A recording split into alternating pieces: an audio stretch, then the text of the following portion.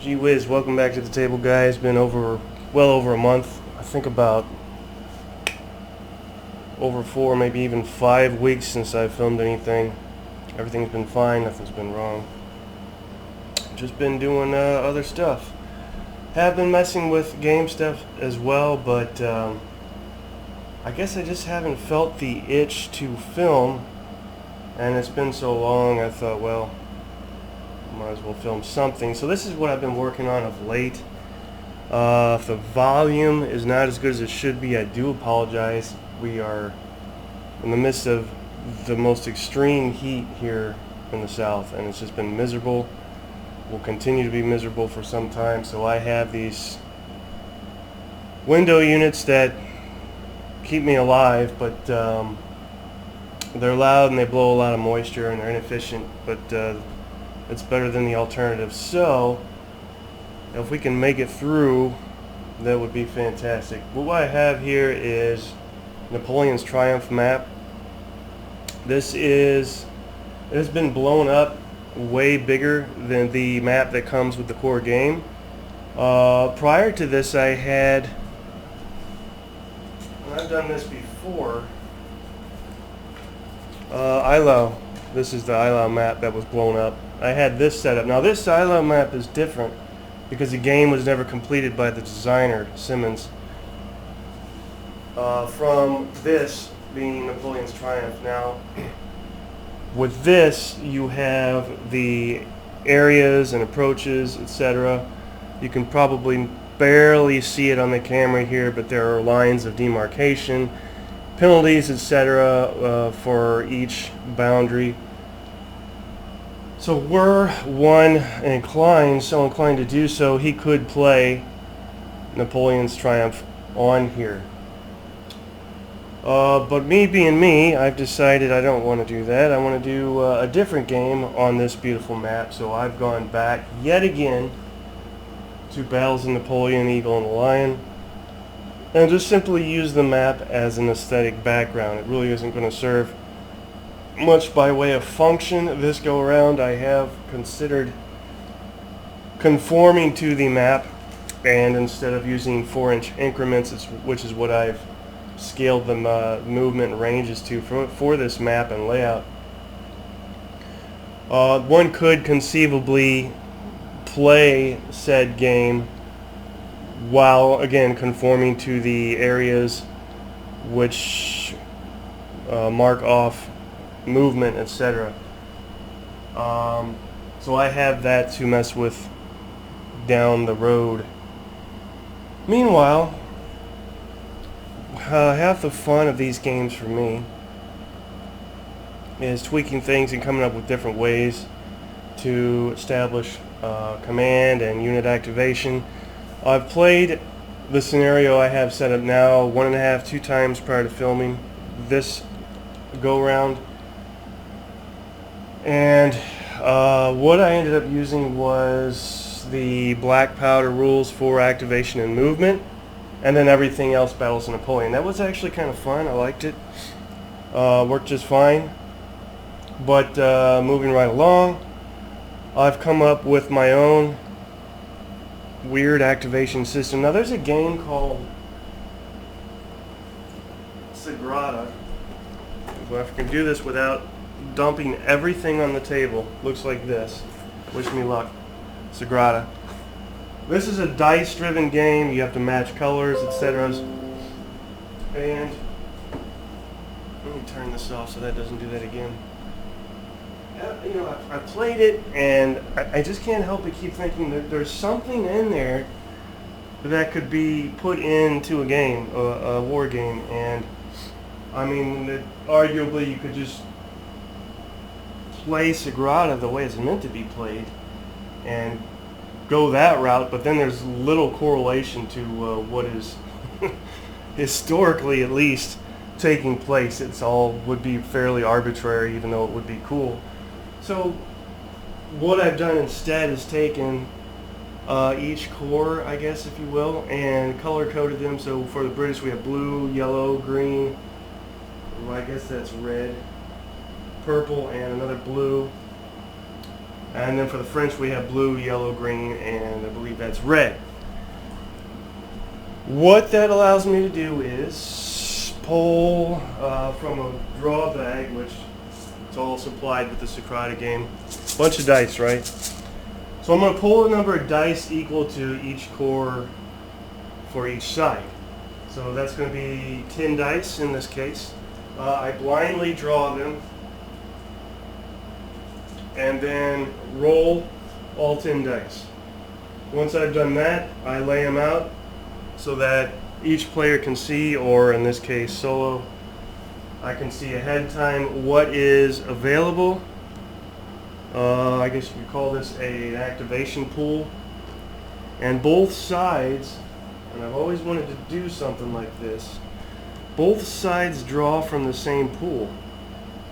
Now there's a little bit of a strategy here because, well, let's see what we got here. What I drew was yellow, purple, blue, and green. No red. So, does that mean red cannot activate? No, but we'll get to that. What that means is any color that conforms to a core color is an automatic activation. No problem. Good to go. But if you run out of that number or that color, say for instance we have no red, right?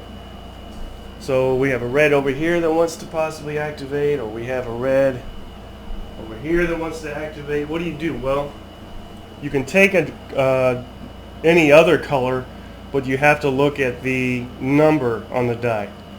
And based on that number, you roll equal or less, that unit can activate. Now here's where the strategy is, because you can look and see what the other side needs potentially to activate, and if it's your go, you can take that die just to be a curmudgeon and spite the other player so that he can't get what he needs. So and also there's obviously the taking what you need before the other player does, but there's a little bit of a game within a game, and I've always liked that aspect.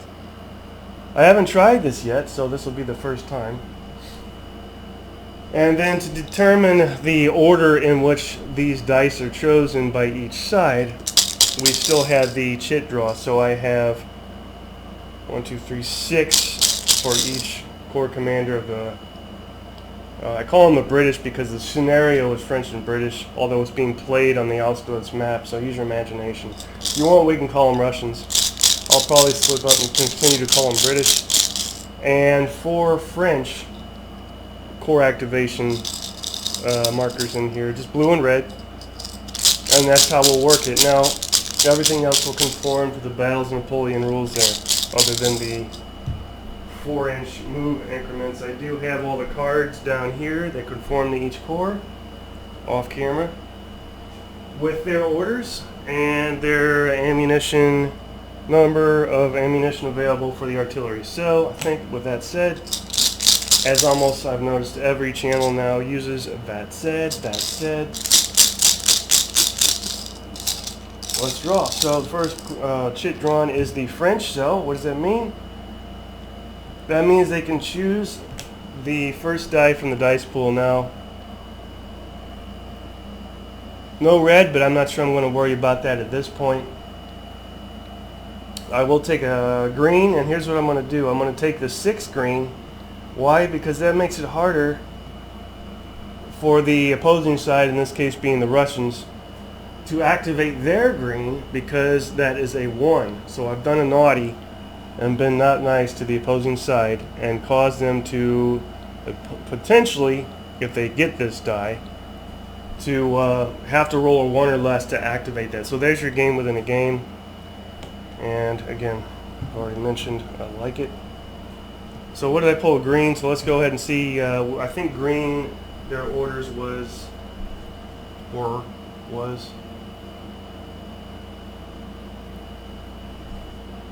I probably should have done this as well.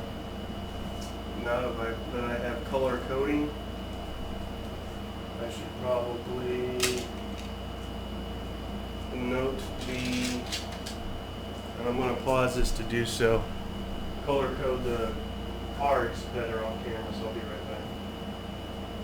Alright, that took a little bit longer, not for you guys, but for me, because I noticed something else. If I don't have either side's artillery, marked with a color marker representing the commander. That relates to the way the game plays. So the way I will deal with that is simply have artillery consider it bombarding, firing first for each side. Then we'll come back to the green die that we drew for the French. So let's go ahead and determine that. As far as ranges go, they can fire up to 4, 8, 12. So we've got long range here for the Russians, long range here for the Russians, and out of range for that French unit. Just not by much, but I'm calling it out of range. So we have 1, 2 for the French, one for the French and 2 for the Russians that can fire. Let's go ahead and resolve Russian fire first. Again, this is going to be long range. So they'll use the lowest fire value on the dudes. Let's roll that up. We got a 6 for this one. Mark, take his ammunition from 5 down to 4. 6, huh? 6. That's going to be +1 for his fire value at long range, makes 7. And only, actually that should be this way. 3, a total of 3 guns, if you want to call it that. And 2 over here. That's how it's supposed to be. So let's start over. 6 is what I rolled. 7 for the fire value. 8, 9, 10 for unit strength. Target is going to be considered in column, so even if they're in line, we'd still have it. So that's a hit. Let's roll that up on our 1d6. We got 4, which is remove a stand. So artillery did a good job there. We'll pull one of these blocks off and go about our business. Now these, again, I don't know if you can see them very well, but I do have tile grout markers for ease of setup when this is over, to set it up again and know exactly where each unit starts on the map, so I don't have to measure it out. So then we have these done. We'll go with our lone French battery here, firing at the Russian battery. Now he's going to be, take him down from 5/4 ammo wise. He'll also be a +1 fire value. He rolls a 4, not very good. It's 5, 6, 7, 8. Not going to be enough. No, it gives us a 9. So the French are done, and that brings us to finally the Russian battery here, firing counter battery fire. Fire him off. Pretty good, gets a 7, that should do it. Even though he's under strength. Drop his ammo from a 5/4, 7, makes 1, 8, 9, ooh! 10, not enough. So that's the end of our artillery, and that's how that'll work. Then we draw things, which we have already prematurely done. That was the French with a green die. The green unit is up here, and they have attack orders, so they can only move 4 inches. If they had a maneuver order, they could move 2. However, moving 8 inches puts them too close to the enemy to conduct that move. We would have to stop further away. So it's just 4 inches. So let's bring this guy up. See if I can do this without wrecking everything. Right there, 1. Bring this guy up. Right there. 1. And remember, in choosing what we chose, we've made it harder for the green, conceivably, right? I guess they could roll another die. We'll see how that plays out. But potentially a little more challenging for the Russians to activate a green. I thought it was a little more challenging than it might be because they can simply pick another die, I guess. No, not if there's a green one. They have to use the green one. Okay, we'll see how it plays out. That's the French green unit, and this is actually represents a commander, not just a color. So there's that as well. Okay. French could possibly go again, not sure. Maybe the Russians. Yep, it's going to be the Russians this time. They are going to use that green die because they don't want to get stuck. Otherwise, that puts them in control of these guys here. It's just two units here. They may just have, however, and they do, which now I'm not so sure how I feel about that. They have a defense order, so they're not going to be moving anyway. So here's something else to consider, right? If you don't move or conduct an action per se, do you still draw a die from the dice pool? And I'm going to say yes and call it a passing move, passing action. And that potentially allows you to disallow the other player an advantage. So that's the Russian move. Let's draw another. Now if we can draw yellow as the Russians, that's going to be fun all day because we've got plenty of stuff we can shoot at. This is Russians again. We're going to do just that. We're going to take this yellow number 4, which allows, should allow, no, it's not close enough. And they should have a defense order as well. So another thing I didn't point out is these black cubes represent victory objectives that the Russians are protecting, that the French need to get. So hence the predominantly defense-laden orders of this army at present. So I was going to say, we've got, but we don't. We just don't have, we don't have it. So nothing going on there. And they also have a defense order, so they couldn't move up either. Russians again, I don't know what the hell they're supposed to be doing. What does blue have? Blue has a maneuver order, so let's go with that. We'll take the only blue there is. Unscrew the French on that. Since they have a maneuver order, I believe we can move 8 inches, which should not put us more than 4 or less close to the enemy. Yes, we can do that. Do we want to do that? Sure we do.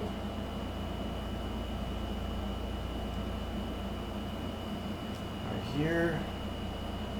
Again, we don't want to be closer than 4 inches on a maneuver order to the enemy, so that's about the extent of where we're going to get with that guy.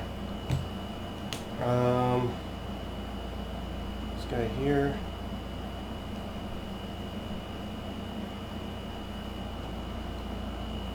And this guy here. Now this is awesome that the cavalry is so close to the artillery, to the same target, because these guys can potentially put one or more of these in square and let the artillery eat them up, right? That's the idea anyway. Okay, so there's that.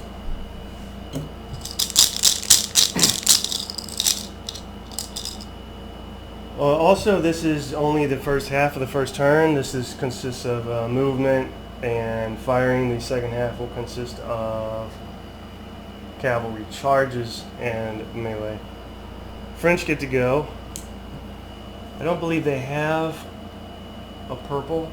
They only had 4 commanders to begin with. They do have a yellow, so let's take the highest numerical yellow.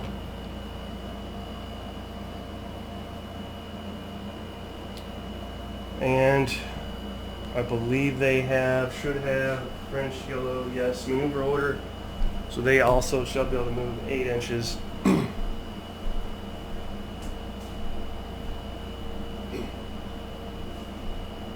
The little round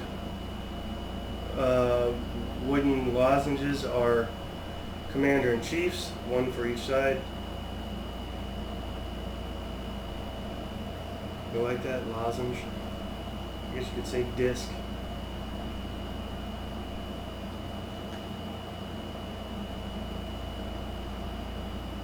When I first tried to print this map off, the settings were such that the thing was so huge that it didn't even print it right.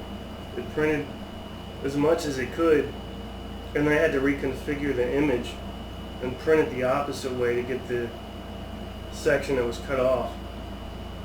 It's a hell of a map. The commander moves with. Most of you should be familiar with the size of this game table, and if you can look at my hand for scale, it's a majestic, beautiful thing. One of the most beautiful things that's ever been on this table. That's the French. Draw another. French again, oddly. No red, so we can't do anything necessarily. Potentially we could.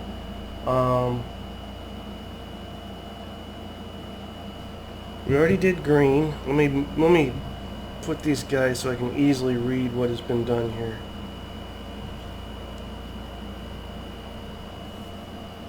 We do have yellow again, but we already used that. And we don't have... Okay, so now since we don't have any colors we want, we'll simply we'll look at numerical values of these dice and take the highest, which is a 6. And since I said 6 or less, or equal or less, based on what I said, they're good to go with this 6, even though it's purple. So that's going to be used for the blue over here, and I believe they have an attack order, which gives them a movement allotment of 4 inches. This is a Russian guard over here. I think I'm just going to bypass them and ignore them. Unless they decide to attack my flanks. Probably should have given them a maneuver order. It's looking fairly timid here with just an attack order with 4-inch movement. Little blue arrows designate the perimeter of playable surface area. Again, conforming to the size of the board in the game. So here and here, boundary. I'm not exactly using the entirety of the map, but most of it. Draw another die. French again. We have, next highest number we have is a 4. They haven't gone. And this is the last French go, so we'll take this 4. And we need to roll 4 or less. We got a 2, so we're good to go. They should have, what do they have? Red. They do have a maneuver order. The closest I'll be able to move with a maneuver order is right here. For these two, anyway. Tile grout markers are getting battered around. So there.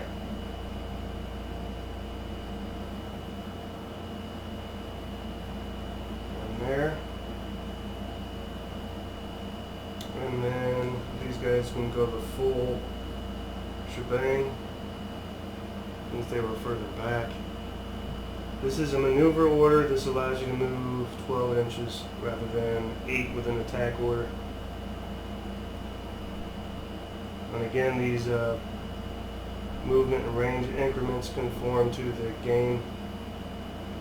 So that's the French. They're pretty much done. They can't do anything else. Now the Russians are left with 3 dice, 2 yellow and a purple.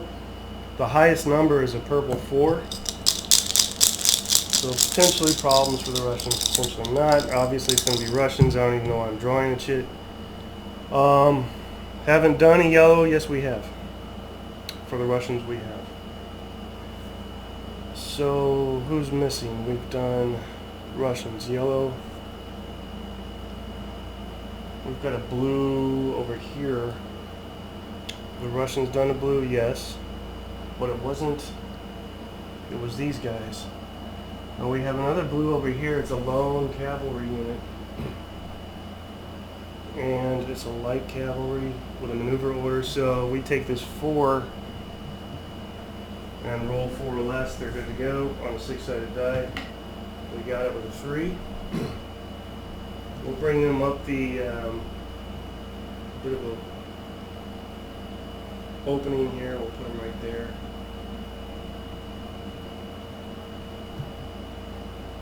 And move commander width.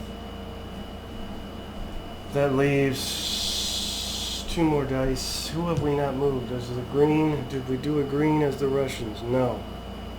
No. Yes, we have.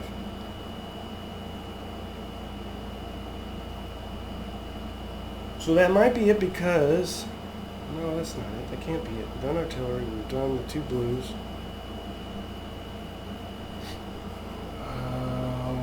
We didn't do that red. I know that for a fact because we don't have any red. So if we want to do this, and we haven't done purple. Okay. Okay.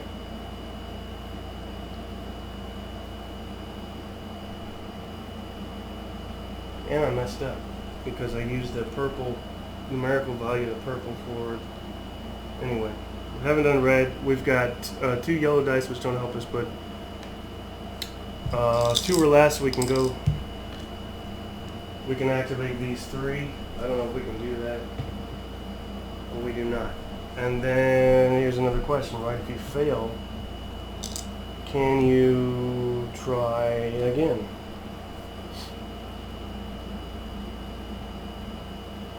I'm going to say yes. If you want to waste 2 attempts on the same unit, that's on you. But again, we also have this unit here, but we can get more bang for a buck if we activate these guys. It's 2 units opposed to 3. So 2 or less, we cannot. So 2 attempts on him fail.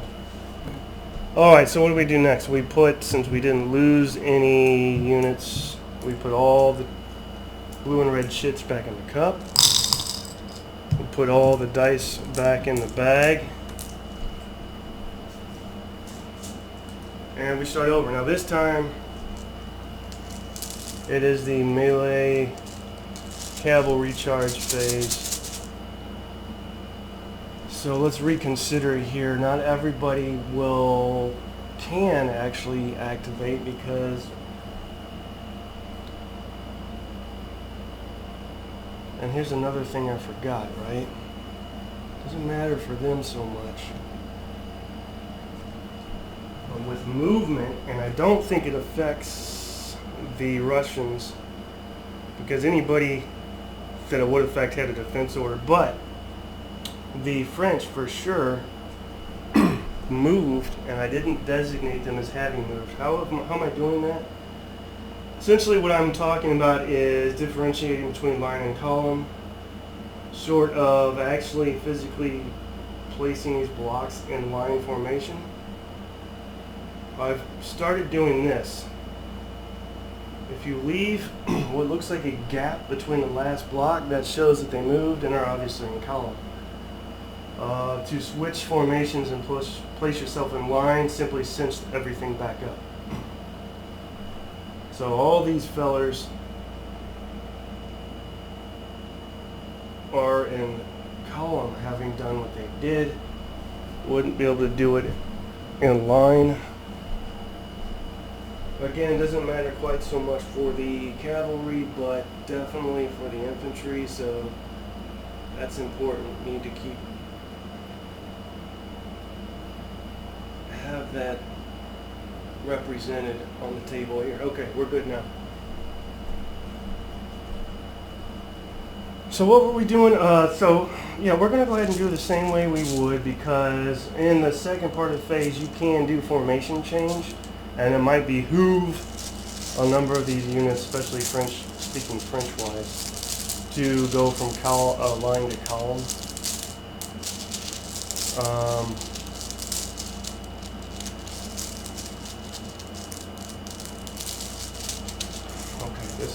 It's getting a little tricky to keep everything consistent here, especially with the second phase, but I'll give it my best shot. 1, 2, 3, 4, 5. Oh, we got a red.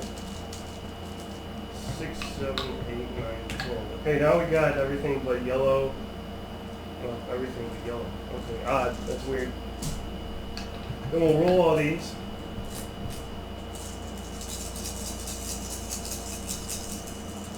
For our results, so take these guys out. So we've got all colors except yellow. And we've got a whole array of different numbers here, ranging from 1 to 6. So a nice variety. And we place those where we can see them, both players, and try and make this second round work as smoothly as the first round, because not everybody will be eligible to activate, being as it is only charge and melee and wheeling and formation changing. So let's draw it shit and get on with it. It's going to be the French. Do we have French? Have nothing they can do by way of melee or cavalry charges, but again we do have formation changing we can do. Let's start with red here and just simply take a red and put red back in at least these guys here, and let's double check that range wise. Yes, yes, yes. Put these guys, no, these are a different unit anyway. We'll put these three back in line and leave the two back here in column. So there's that. Who's next?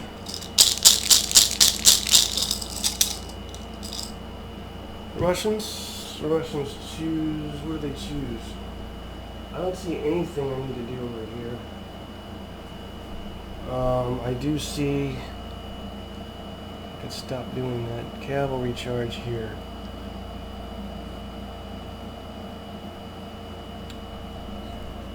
What's the range here on this? Do we have? I just checked it, so I should. Everybody's good to go. We have one blue die. We'll go ahead and take that for our cavalry charge, and things running through my head here. Many things at once, not just what I'm focusing on. Let's go ahead and do our cavalry charge.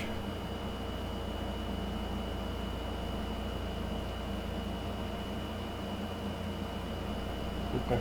Looks like two heavy cavalry and one light cavalry here. The heavy cavalry are under strength with only 2 blocks each, while the light cavalry is full strength with 3 blocks. I'm not sure what the hesitation here is. Let's just go ahead and do this. So we'll start with this gentleman here. Attempt to charge this guy here. He will attempt to form square first. Let's roll that up. It's basically a morale check.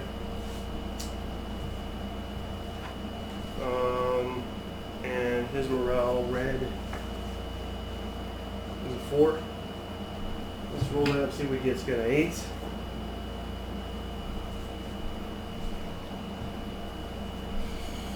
9, 10, 11, 12, 13, 14, 15, 16. And you're going to subtract 2, brings 14. Yes, he forms square. No problem. Let's get a square marker on him.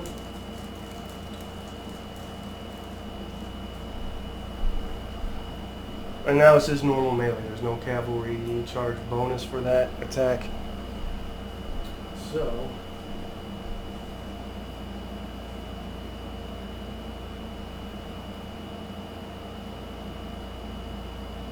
let's see what happens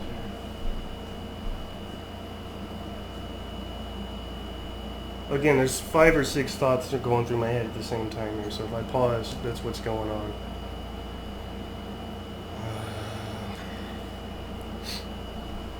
Focus on this. Well,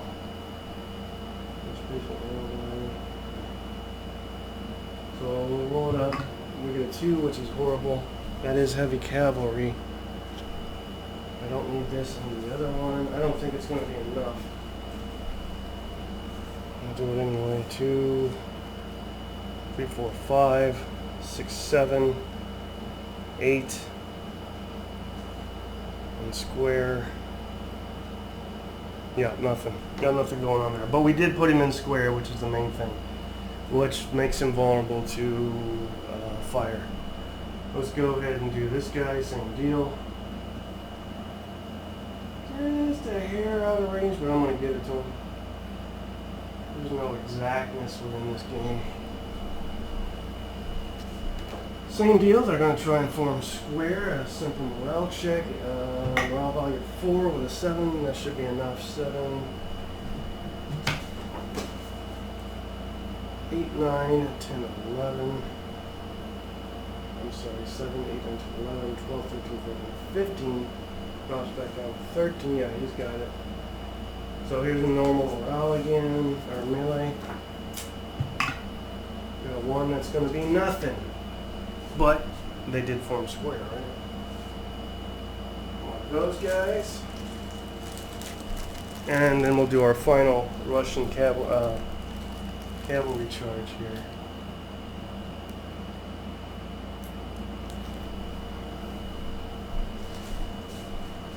Same thing.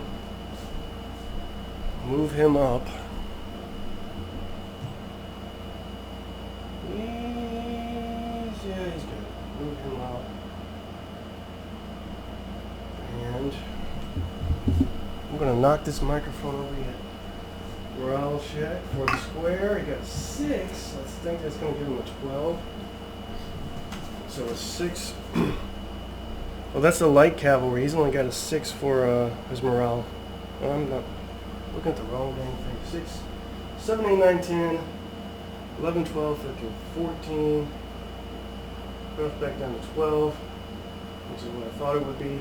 That's still enough to form square. Another square marker. Again, the only downside is these units are now in square.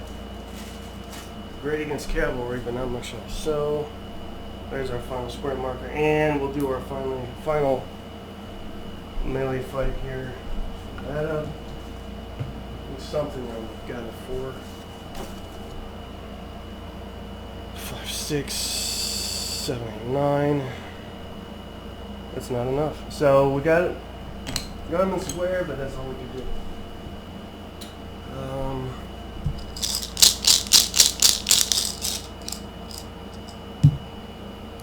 This is the French. We do have a red. So can these guys battle back in square?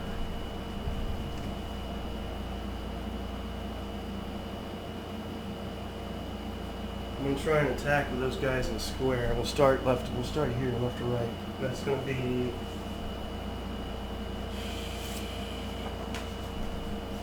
depends because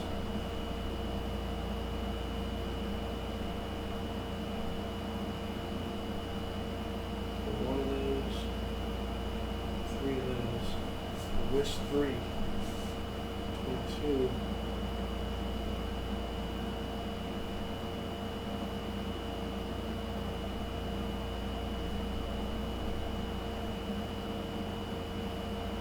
It's 3. Okay, so 3 is 3 and 8.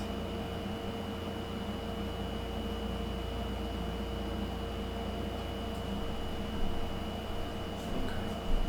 There are 2 different quality units in that core, so I got to determine who's who. Let's go and roll this up. The 2 is I'm not going to mess with that. It's going to be nothing. Let's go to the next one. The 9, that should be something. 9, 10.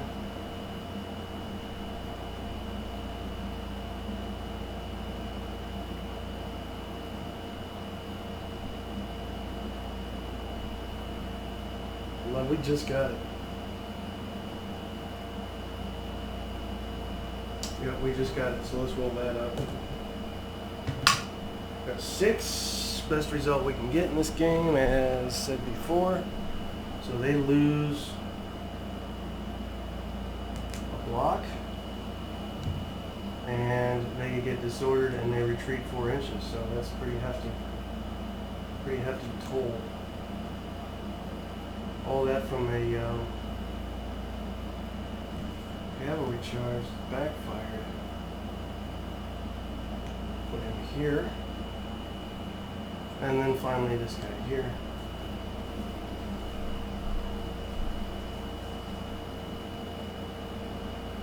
I don't know why this just died. Screen went away. Even that. What do we get? A 5? Hold on, let's ring it up. 6. Yeah, that's not going to be 6. Nope, nothing there.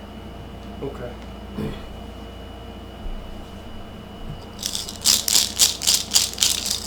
Who's next?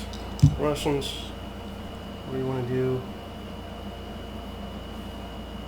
I think that's it. That's all we can do as the Russians. So now we just pass and we suck up dice. Let's take high numbers. I see a 6. Let's siphon that off as a pass and draw again. So now it's just playing the strategic game, trying to screw up the French here. French again. Anything else I can do?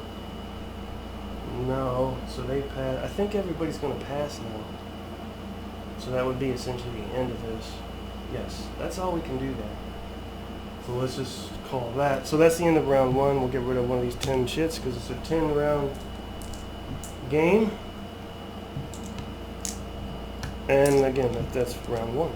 So we have 1 French block lost, 1 Russian block lost. We have a Russian cavalry unit that had to pull back. He should also be, we can call it shaken, if you like. Mark him. Number of French units in square, which benefits cinnamon fire.